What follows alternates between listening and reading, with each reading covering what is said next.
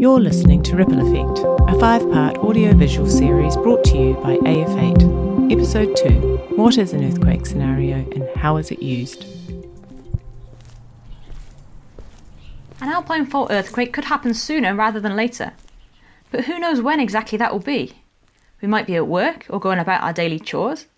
We might be separated from our families. It could happen at the weekend when you've taken a trip away from home. Or it could nudge you from a restful sleep in your own bed. To help us understand what we might expect, scientists produce earthquake scenarios. A scenario is a model of a hypothetical earthquake event to give insight into the potential impacts and to help us to prepare. On the South Island of New Zealand, this work has been undertaken by AF8, which stands for Alpine Fault Magnitude 8.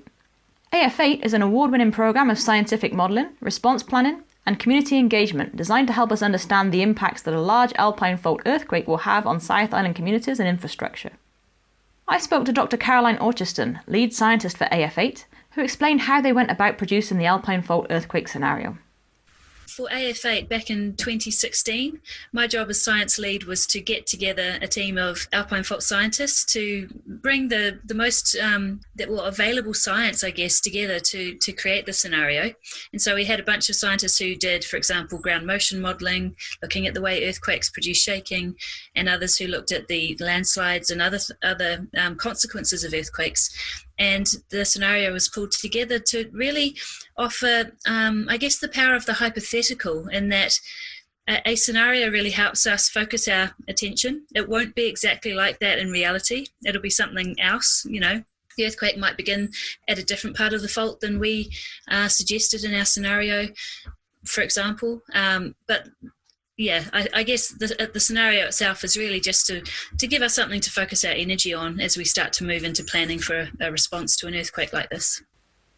The scenario is hypothetical in the sense that we don't know exactly what will happen. However, as Dr. Orchiston explained to me, many scientific resources and contributions from experts across the country went into ensuring that the anticipated outcomes were as accurate as possible. So a fundamental part of the scenario was looking at the way the alpine fault has behaved in the past, which can then tell us how it might produce earthquakes in the future.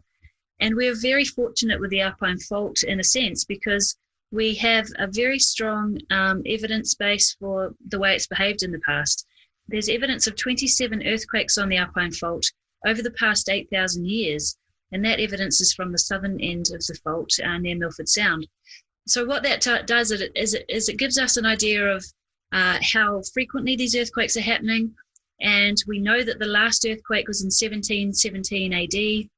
And we can tell from doing some statistics on those data that the alpine fault produces earthquakes approximately every 300 years, which suggests that we are sort of entering a phase where the earthquake is overdue in a sense. So we now would expect the earthquake to happen within the lifetimes of many New Zealanders today.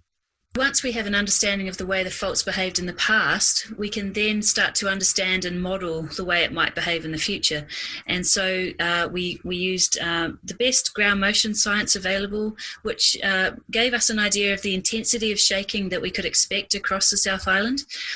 This is a scenario earthquake that begins in Milford Sound. That's where the epicenter is.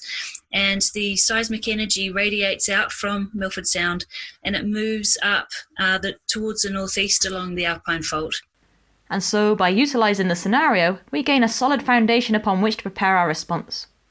So the types of hazards that are produced by ground shaking can have significant impacts on the way our society can respond and recover from earthquakes. Think, for example, of landslides in the alpine areas of the South Island. The roads that cross the Alps, the Haas Pass, Arthur's Pass, for example, are highly exposed to landslides crossing the road and causing disruption in that way.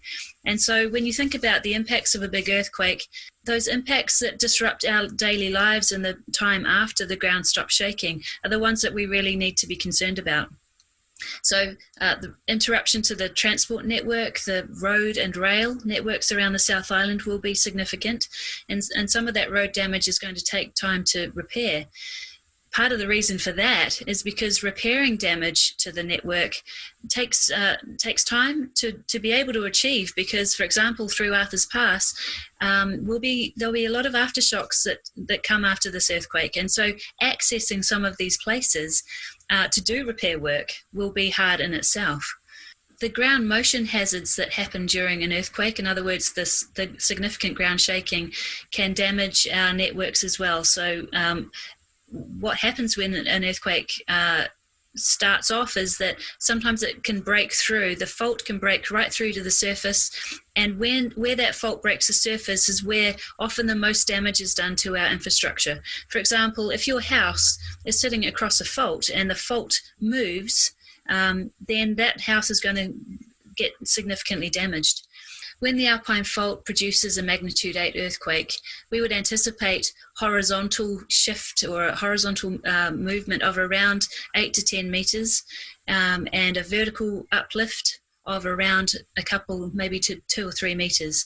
And this is what we put in the scenario to help us understand the type of damage that might happen to our critical infrastructure. For example, our road network, our electricity network, where our networks cross faults or cross the Alpine Fault. That's where the most damage is likely to occur, because when a road crosses a fault and there's up to 10 meters of movement, then that road is going to be seriously damaged.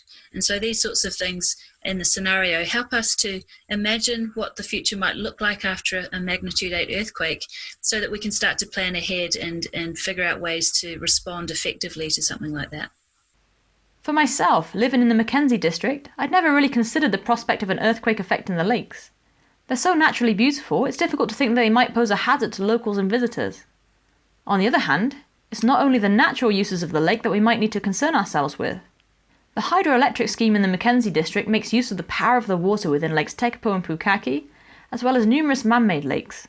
The town of Twizel is known as the heart of the Mackenzie district and actually formed to house the workers on the hydroelectric scheme in the 1960s. But for all the benefits that human intervention has gained from harnessing the power of those vast volumes of water, is there a chance that damage to dams and pipelines in the event of a large earthquake might endanger those local communities? I spoke to Kaylee Crawford-Flett of the Civil and Natural Resources Engineering team at the University of Canterbury, who explained what is done to mitigate the risks of dam failure. I work with a lot of smart people on the dam safety end, and there's a lot being done around remote monitoring and deformation surveying and being able to do things very, very quickly with machine learning, and putting a whole lot of kind of more safety practices in place to make sure that our electricity generation networks and fiber optic cables and all of the cool things associated with dams, the roads to the dams, can we get to a dam to check it out after an event? So there's a whole lot of people working in the hazard space and in the infrastructure space to make sure that it's not just the dam that's safe, but everything else around the dam that enables us to actually get to the dam and make sure that that we can do what we need to do there to ensure ongoing safety. I really want to emphasize that there is a lot going on behind the scenes, and every dam owner spends a huge amount of time and money on their dam safety insurance program. In terms of annual and comprehensive dam safety reviews, they do a whole lot of monitoring and surveillance, read a lot of instruments, do a lot of visual inspections. They've got the emergency action plan. They've got, there are so many things that the dam owners are actually doing day in, day out that people don't see to make sure that their dam is as safe as it can possibly be in an earthquake event. So, a lot of work has gone into the engineering of the dams to minimise the chances of failure. Perhaps then, it's the natural environment that will pose the biggest risk. Dr. Orchardson talked me through what can happen to large bodies of water, such as the Mackenzie Lakes, when an earthquake happens. For example, if you have a lake surrounded by reasonably high hills or mountains, occasionally rockfall might come down and land in the lake, and that plunging of material into the lake body can produce what's known as a rockfall tsunami. And so a lake body might experience a wave, much like you'd expect with an ocean tsunami. This kind of rockfall tsunami can also affect fjords. So down in Milford Sound, potential rockfall off the side of those steep margins of the fjord can send rocks down and they're plunging into the fjord, which could also produce a rockfall tsunami. The other thing that can affect lake bodies is what we call a seiche wave. Now, seiching is when essentially a body of water is moved during an earthquake, and what happens is a sort of a sloshing effect around the outside. So around the lake margin, you'd expect some sort of oscillating, I guess, of the lake surface or sloshing around, and so sometimes those waves can be generated at lake margins. And so with some of those lake related hazards, the key message there is that if you feel a long, strong earthquake, move away from lake bodies because there is potential for waves to occur in inland lakes. This conversation with Dr. Rocheston has really changed my perspective on my local landscape. I wonder how many other residents who have been here for a few years, or maybe many years, have looked at the lake and considered how it might respond to an earthquake. Now I know about the possibility, I want to find out how we can gain more detailed insight into the potential lake hazards in the Mackenzie. Luckily, this work has been underway for the last several years, and next time I'll be speaking to the scientists involved. Ripple Effect was brought to you by AF8. Creative direction, design and editing by Alice Lake Hammond. Writing and narration by Sam Lord. Illustration by Beck McMaster. With many thanks to our contributors, Associate Professor Caroline Orchiston, Dr. Kaylee Crawford-Flett, Helen Jack, Dr. Joshua Mountjoy and Phil McKay. And thank you for listening. You'll find all 5 episodes along with more information about the Alpine Fault and its potential ripple effects on our website www.af8.org.nz.